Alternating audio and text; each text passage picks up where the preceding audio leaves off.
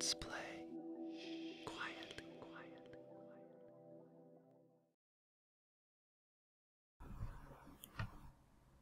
Hey everybody, it's Brian here from Let's Play Quietly, and tonight I am playing Decap Attack, which is part of the Sega Classics collection on PC.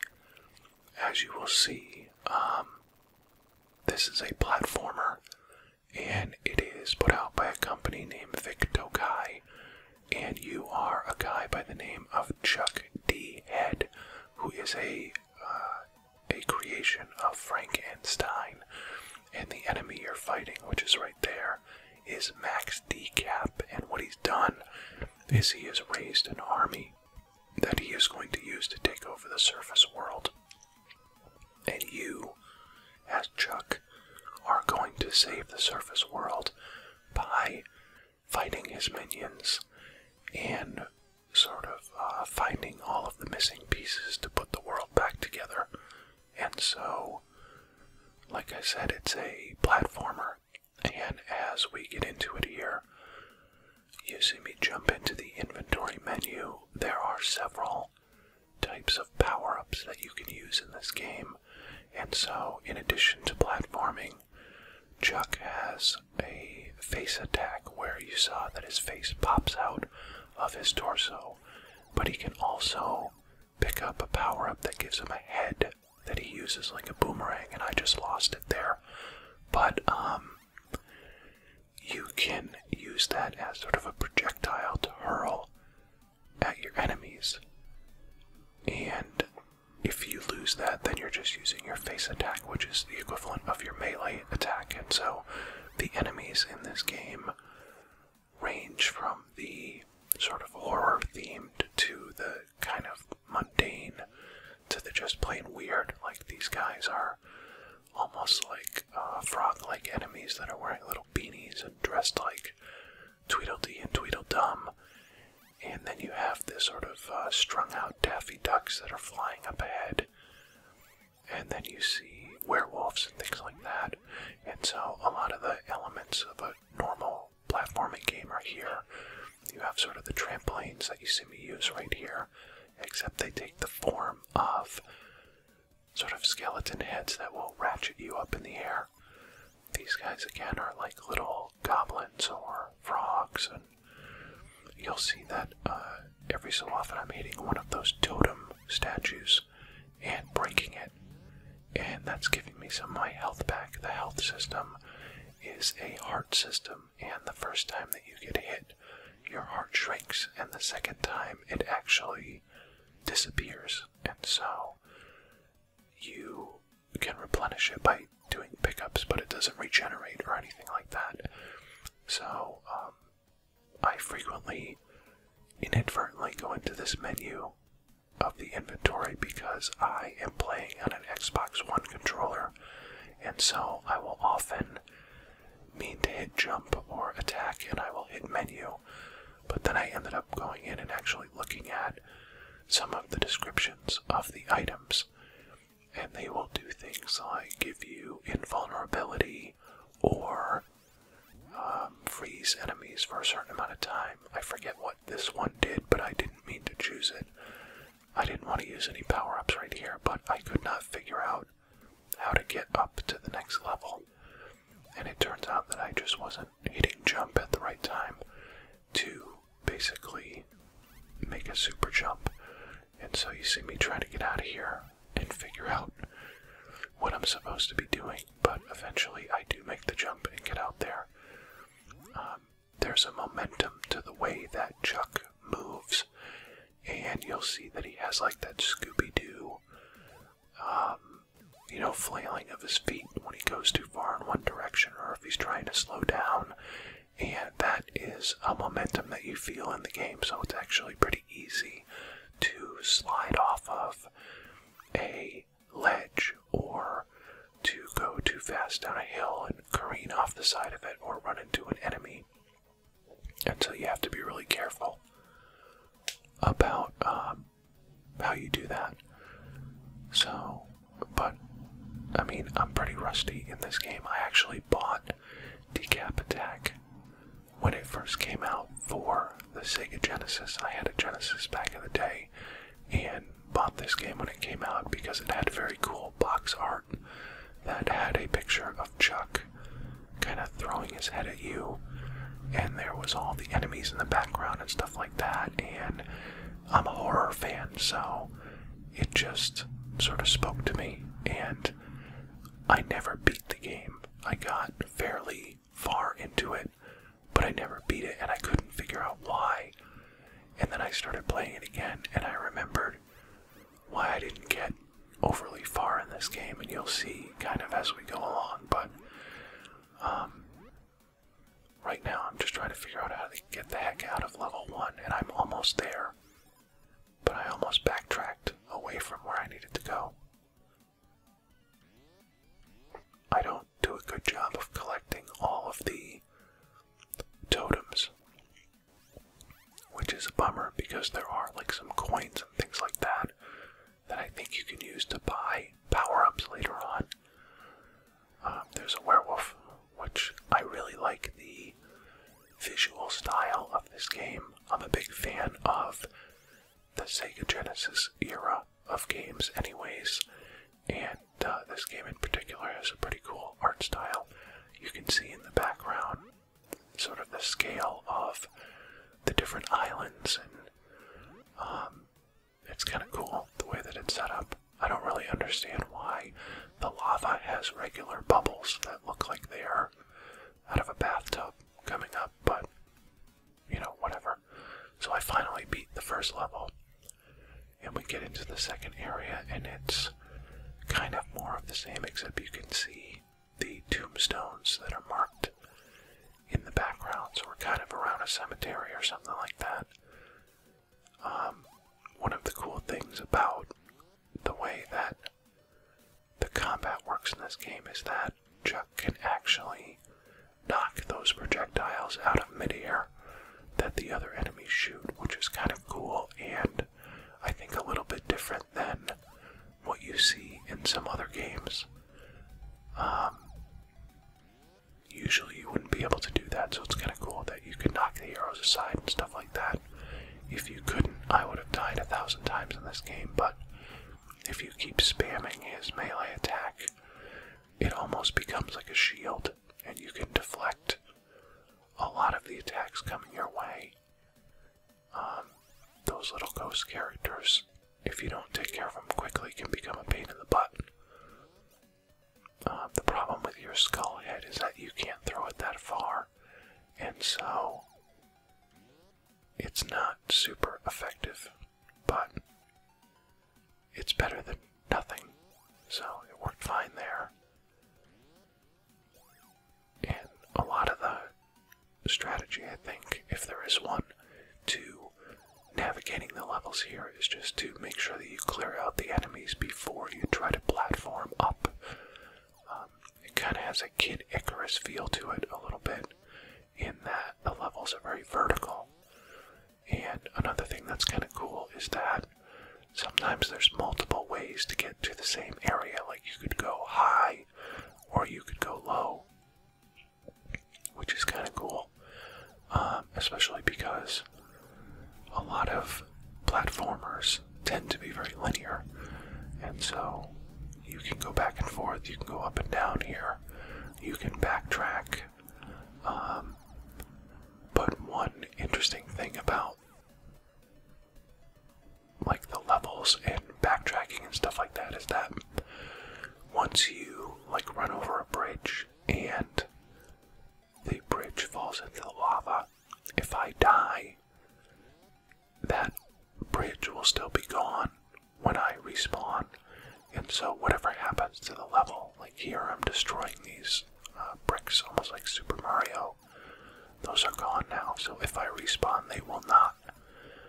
But the enemies always respawn, so you're not so lucky when it comes to the enemies, but like all those falling blocks and bridges and things like that, those will all still be gone, you know, when and if I die, and I do die at one point. But I'm doing an alright job navigating through now, and I think I'm almost through level 2 here is kind of a cool part because you have to use the same sort of catapults on the side to pull you up. But I managed to do that pretty cleanly. And then I'm picking up a lot of power-ups, but I really don't use them that often in the game. So yeah, there's level 2. So now we will go to level 3, which is going to culminate in a boss battle. And when we finally get there, well, I won't spoil it for you, but level 3, there's a lot of sort of leaps of faith that you're making on this level. Again, you have the bridges that fall into the lava. And that little thing is kind of like a high jump pole that you use to sort of catapult yourself, although I don't know why they placed one there. It doesn't really do anything. So again, more power-ups that I'm not using. But you'll see I will try to use a couple of them when we get to the boss. Here's another place where your momentum can hurt you. Like if I just ran down that, I would slide right off the edge of this area. So being able to sort of take it slow is helpful in certain places. And again, those bridge pieces will not respawn when I die. But as I mentioned before, these levels are very vertical, so you can actually miss out on a lot of the collectibles and even some particular areas if you don't look at the whole level, and that's going to come into play after. Because one of the weird things about this game is that even after you beat the boss, you cannot leave a level if you have not collected whatever item that they want you to get for this particular level. And you'll see after the boss battle that I did not do that. I'm not gonna bore you with having to watch me search around the level, but I thought that was interesting because most of the time when you beat a boss, you're done with that level. So I think I'm getting close to where the boss is. And you'll see that fight initially doesn't go very well, but one of the things about going into this menu is that every time you click on something, you have to read its whole description before you can move on. The menu navigation isn't the best in this game. Thankfully, I don't use it too much, but I hit that button quite a bit. And sorry about that. There was a car that was going by, so I tried not to talk for a second, but yeah, I try not to go into the menu too much, but every time you do, it's like a pain in the butt because it's hard to navigate. And it's easy for me to push that button by mistake. So that particular item that we just looked at, which was like the fireball, that will come into play after. And I have a terrible short-term memory, so I'm always double-checking to see like what the item is and what they do, because I can never remember in the moment. And that was me just hitting that by mistake. But so far so good. I'm almost at the point where I'm gonna fight the boss. I think I pick up health there. Yeah, I do. Okay. And here I just have to take a leap of faith. And good thing we don't take fall damage. And here we are. So we're gonna fight the boss now. And you'll see when he comes out, I try to immediately use my fireball potion. And that's kind of cool because it auto-targets, so I didn't have to aim it. And then I had another one, so I decided to use that again. Now it's hard to tell how much damage you're doing. And I got hit in the meantime as well. This guy's boomerang helmet is a pain in the butt. And so I got behind him like I wanted to, but I couldn't get out of the way of the helmet and I died. And this is the part where I remember I did not get farther in this game because, as you'll see right here, there is no checkpoint. I have to start at the beginning of the level in order to go all the way back to the boss. Now, I'm more familiar with this level, so it doesn't take me as long, but having to start the entire level over to get to the boss is brutal.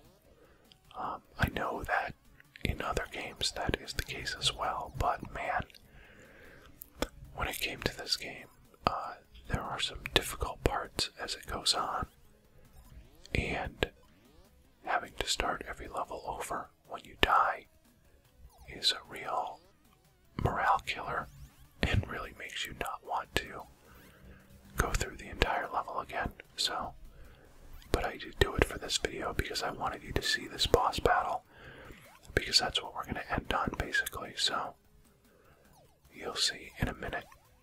We're almost back to the spot where we're going to take our big leap and make it down to the boss. I just couldn't remember exactly where I needed to go. And then I remembered I just needed to keep going left, shockingly. So, here we go. And a couple more jumps and we'll make it back up to where we need to be. Now, I had used my fireballs already, so I can't use them again here. And what you're going to see right now is I go into the menu and I'm thinking about what other items I can use. And what I find out pretty quickly is that some items like the invulnerability or the one where you freeze all the enemies, you cannot use them in the boss battle. It tells me right here. You can't use that item right now. And so I was kind of screwed because I had already used my fireballs the first time that I faced the boss. So I just had to kind of muscle through this fight. And I have 3 health. You know, I have 1 full one and 1 half one, which means I can get hit 3 times.